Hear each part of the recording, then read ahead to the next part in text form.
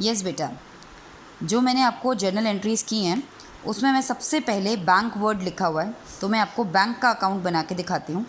आपने कैसे बनाना है, ऊपर लिखना है बैंक अकाउंट।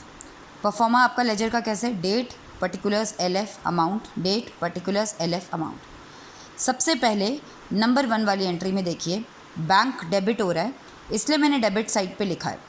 ये वाली साइड जो लेफ़्ट साइड को बोलते हैं डेबिट, और ये आपकी हो गई क्रेडिट। सबको पता है ये बात। डेबिट साइड पे क्यों मैंने पोस्टिंग की है, क्योंकि बैंक डेबिट हो रहा है और मैं बैंक का अकाउंट बना रही हूँ। तो डेबिट साइड पे लिखेंगे क्या, जो चीज़ क्रेडिट हो रही है। ऑपोजिट कैपिटल अकाउंट, अमाउंट कितना 10,000। इसके बाद कौन से एंट्री में बैंक वर्ड यूज़ हो रहा है, थर्ड एंट्री में। उस एंट्री में आपने देखा कि बैंक क्रेडिट हो रहा है ना credit, fittings debit to bank, यही एंट्री है ना। तो इसीलिए मैंने क्रेडिट साइड पे पोस्टिंग की और मैं लिखूँगी क्या, फिटिंग्स अकाउंट 800।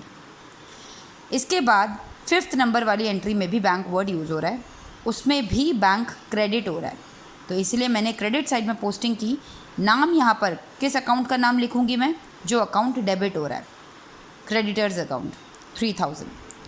नेक्स्ट मैंने 8th नंबर की एंट्री अगर आप देखेंगे उसमें भी बैंक क्रेडिट हो रहा है। आप क्रेडिट साइड में लिखेंगे क्योंकि बैंक क्रेडिट हो रहा है, इसलिए क्रेडिट साइड में नाम किसका, जो अकाउंट डेबिट हो रहा है, wages account debit 80। Next again आपका एंट्री नंबर 9 में बैंक यूज़ हुआ, वहाँ पे भी बैंक आपका क्रेडिट हो रहा है, तो अब आप क्या लिखेंगे, क्रेडिट साइड में लिखेंगे लेकिन डेबिट का नाम लिखेंगे, परचेज अकाउंट। हर चीज़ के आगे आपको अकाउंट ज़रूर लिखना है 600। फिर आपका एंट्री नंबर एक बीच में मिस हो गई है, एंट्री 7th एंट्री में भी आपका बैंक वर्ड आ रहा था, लेकिन उसमें बैंक डेबिट हो रहा था, इसलिए मैं डेबिट साइड में लिखूँगी और नाम लिखूँगी जो क्रेडिट हो रहे हैं।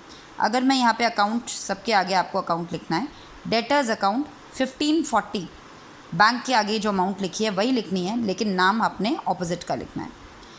उसके बाद एंट्री नंबर 12 में बैंक यूज़ हो रहा है, हमने वहाँ बैंक क्रेडिट हो रहा है, तो हम भी क्रेडिट साइड में पोस्टिंग करेंगे, लेकिन नाम किसका लिखेंगे, जो अकाउंट डेबिट हो रहा है, क्रेडिटर्स अकाउंट 1900।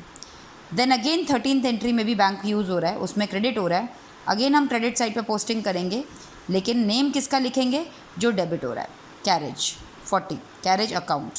अगेन 14th में सेम बैंक क्रेडिट है, तो मैं भी क्रेडिट साइड में लिखूँगी, लेकिन वेजेस लिखूँगी क्रेडिट साइड में, नाम किसका, वेजेस का 80। अगेन एंट्री नंबर 16 में भी इस तरह से, इस तरीके से मैंने बैंक अकाउंट बनाते वक्त ये बात का ध्यान रखा कि अगर बैंक डेबिट है तो डेबिट साइड में, बैंक क्रेडिट है तो क्रेडिट साइड में। तो आपने सारी चीज़ें करने के बाद इसकी टोटलिंग करनी है, क्योंकि हमें क्या निकालना है, बैलेंस। बैलेंस कैसे निकालते हैं आपको क्लास में बताया था, bigger side minus smaller side, this side is bigger. जब आप सारी एंट्रीज़ कर लो, मेक श्योर कि आप एक लाइन छोड़ना, उसके बाद टोटलिंग करना। यहाँ तक आपकी सारी एंट्रीज़ हो गई हैं, एक लाइन छोड़ेंगे फिर टोटलिंग करेंगे। दिस साइड इज़ बिगर, मैंने इसका टोटल लिखा 21140, ये साइड हमारी स्मॉलर है। टोटल दोनों तरफ सेम उतार दीजिएगा एक ही लाइन में, मैंने आपको बताया था क्लास में लाइन शुड बी सेम, 21140। इस 21140 में से अगर मैं ये सारा अमाउंट माइनस कर देती हूँ, तब भी मेरे पास 8430 बैलेंस बच रहा है, which is called balance CD। इस क्वेश्चन में वैसे भी आपको नंबर्स दिए हुए हैं, नहीं तो वरना आपको पता है इसके आगे मंथ की आखिरी डेट आती है। तो इसका मतलब ये था, लेजर्स क्यों बनाते हैं कि पूरे महीने में बैंक में इतना पैसा आया, उसमें से इतना चला गया, तो ये जो बैलेंस बचता है इसको बोलते हैं balance CD, balance carried down. यही बैलेंस आगे जाके क्या बन जाता है, बैलेंस BD। ये बैलेंस क्या बन जाता है, बैलेंस BD। क्या ये बात आपको समझ आ गई? ओके बेटा, इसी तरह आपने हर एंट्री में यूज़ हुए हर एक अकाउंट का अलग एक अकाउंट बनाना है, बैंक का अलग, फिटिंग्स का अलग, क्रेडिटर्स का अलग, वेजेस का अलग। बैंक का ज़्यादा बड़ा है, बाकी सब छोटे छोटे बनेंगे क्योंकि वो बार बार यूज़ नहीं हो रहे होंगे। कोई दिक्कत आएगी तो मुझे बताएंगे, और वरना क्वेश्चन करिए।